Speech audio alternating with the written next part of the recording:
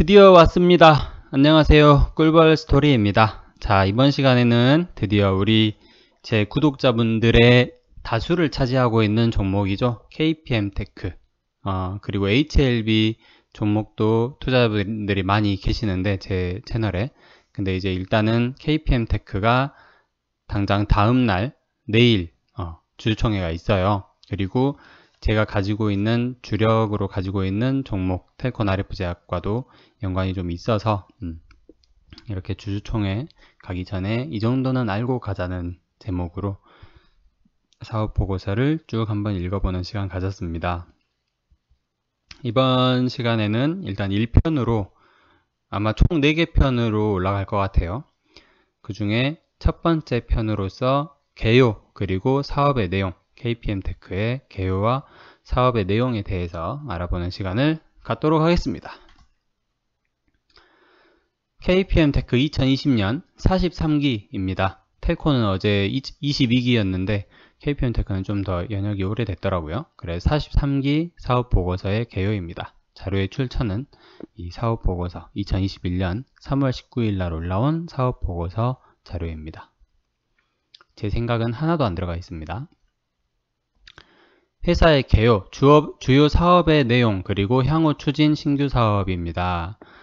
PCB, 그리고 전자통신 반도체, 그리고 자동차 부품용 표면 처리 약품, 그리고 전자동 도금 설비의 제조 및 판매업을 주력으로 운영하고 있다. 개요 연역을 한번 보실게요. 2016년 최대 주주가 텔콘으로 변경이 됩니다. 1회 3호 전환사채를 180억을 발행을 하고요. 그리고 3자 배정 유상증자 주당 16,850원 그리고 14,700원 두 번을 진행을 합니다. 2017년 2회 3호 전환사채 발행 100억 원을 하고요. 그리고 3자 배정 유상증자를 주당 13,000원에 했습니다. 그리고 액면 분할을 했습니다. 그리고 신주 인수권 부사채 300억 원을 발행을 하고요. 그리고 3회 3호 전환사채를 135억 그리고 최대 주주가 텔콘에서 에버코어로 변경이 되게 됩니다. 그리고 3자 배정 유상증자를 1,465원에 하고 4회 3호 전환사채를 5억 5천만 원을 발행을 합니다. 사모님이 상당히 많네요. 2018년 5회 3호 전환사채 5억을 발행을 하고요. 대표이사가 이청균이 사임을 하고 김지훈이 취임을 하게 됩니다. 6회 3호를 7억 5천만 원을 발행을 합니다. 2019년 7회 8회 3호 전환사채를 발행을 합니다. 두 개 다 100억 100억씩 200억입니다. 2020년 9회 3호 전환사채 63억을 발행을 하고요. 최대 주주가 텔콘 RF제약으로 변경되게 됩니다. 최대 주주 변동 내역입니다. 최창근 텔콘 RF제약, 에버코어 인베스트먼트, 그리고 텔콘 RF제약 이렇게 변경이 됐고요. 주석에 보시면은 2020년 11월 3일 에버코어 인베스트먼트 홀딩스는 보유 주식 1370만 주를 텔콘 RF제약에게 양도하는 양수도 계약을 체결하였고 텔콘 RF제약의 보유 주식 15.65%로 최대 주주가 되었습니다.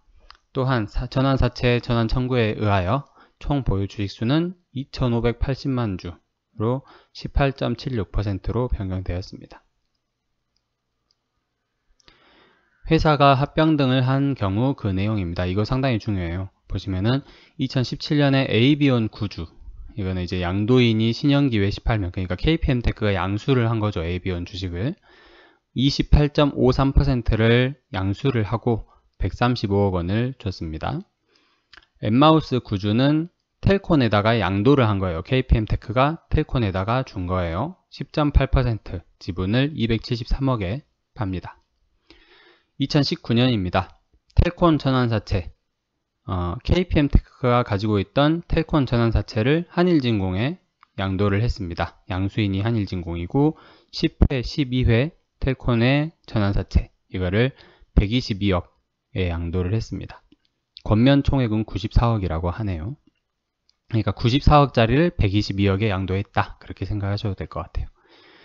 그리고 텔콘 구주는 한일진공에다가 KPM테크가 준 거예요. 약 290만 주의 텔콘 주식을 장내 매도를 때립니다. 그리고 231억 1억 정도에 팔고요. 제가 나눠보니까 231억을 290만 주로 나눠보니까 주당 7,965원 정도가 되더라고요. 그러니까 2019년만 해도 텔콘 주가가 뭐 그 정도 8,000원, 9,000원 정도에서 형성이 됐었기 때문에 가능한 게 아닌가 싶습니다. 그리고 코스 인베스트먼트 구주, 이거를 이제應用 개발 및 포트리스에다가 넘기는데, 그러니까 KPM 테크는 넘긴 게 많아요. 예. 근데 이 코스 인베스트먼트는 양도인이 얘네들이니까 받은 거네요. KPM 테크가 받았어요. 360만 주로 코스 인베스트먼트 지분 100%를 310억 원의 양수를 받게 됩니다. 그래서 지금 KPM 테크가 100%를 다 갖고 있어요.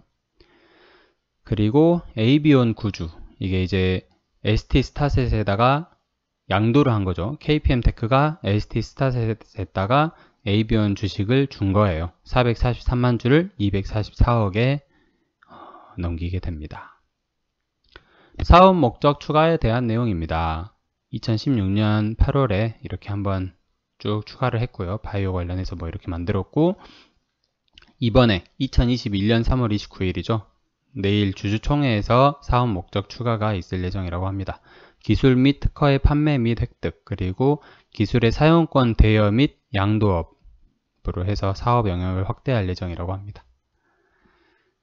자본금의 변동사항입니다. 뭐가 엄청 많더라고요. 텔콤보다 훨씬 많아요. 2020년에 거래된 것만 이렇게 많아요. 전환권 행사, 신주인수권 행사, 뭐 이것저것 많고, 평균 뭐 1,000원 아래로, 그리고 594원, 708원에도 뭐 1,000원을 했었고, 1909원에도 주식 매수 선택권 행사를 했고, 그리고 미상환 전환사채는 이 두 가지밖에 없어요. 7회차, 9회차 전환사채 이렇게 있고, 권면 총액이 100억이랑 63억 정도 있고, 만기일은 22년 1월이고 23년 8월이고, 그리고 전환가액 686원이고요. 그리고 하나는 9회차는 1,080원 정도, 그리고 전환가액 주식수가 200만 주 더하기 580만 주에서 778만 주, 그리고 권면 총액이 76억 정도가 남아있다고 합니다.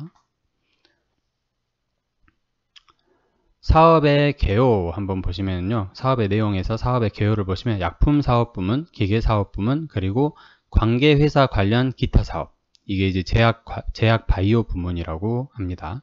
참고로 여기 첫 번째에 나온 약품 사업 부문은 이 제약 바이오 부문이랑 달라요. 여기는 도금약품에 대한 사업 부문을 얘기를 합니다. 표면 처리 약품 부문에서 경쟁 우위 요소를 좀 보면 KPM 테크는 국내 표면 처리 업계에서 최고의 위치를 유지하고 있다고 합니다. 세계 시장에서 일본, 독일, 대만 업체들과 경쟁을 하고 있다고 하고요.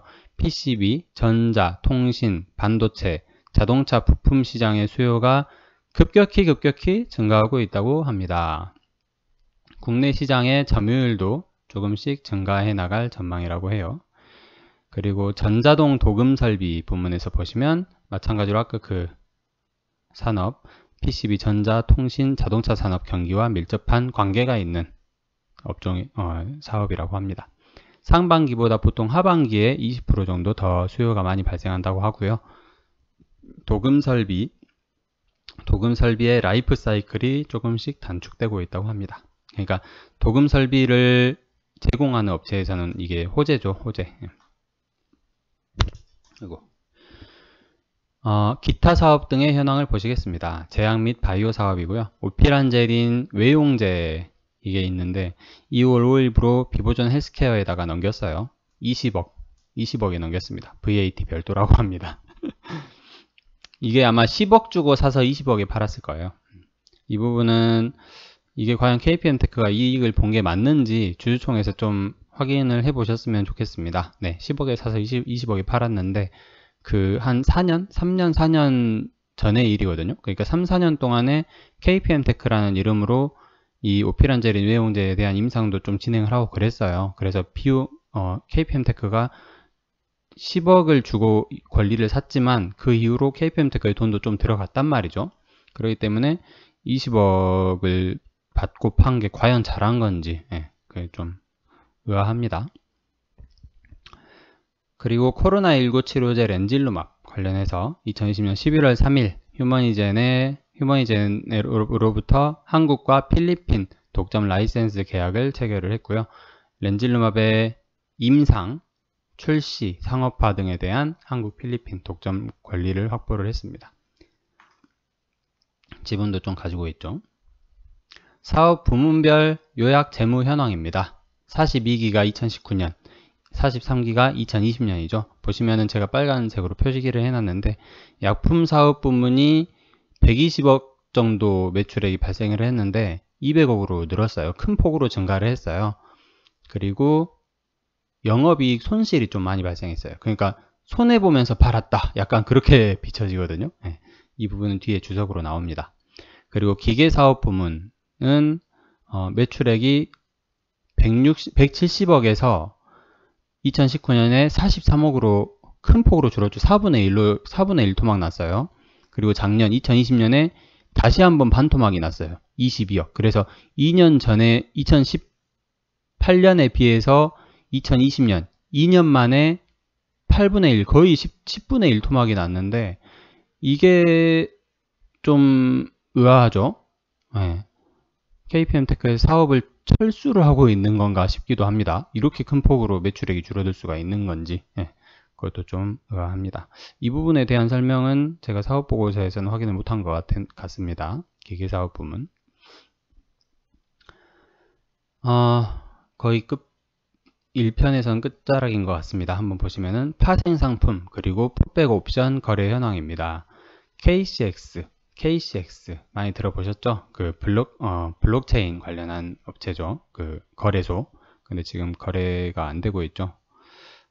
이 부분도 향후에 어떻게 할 건지 주주총회에서는 좀 확인이 필요할 것 같고 회사가 뭐 발언권을 얼마나 줄지는 모르겠습니다. 설명도 어느 정도 친절하게 해줄지는 모르겠는데 확인은 좀 필요할 것 같습니다. 그리고 티르티르 그리고 아미팜에 대해서도 풋백 옵션이 있어요. 풋백 옵션에 대해서는 제가 내용을 자세히는 모릅니다. 그래서 설명할 깜냥이 안 됩니다.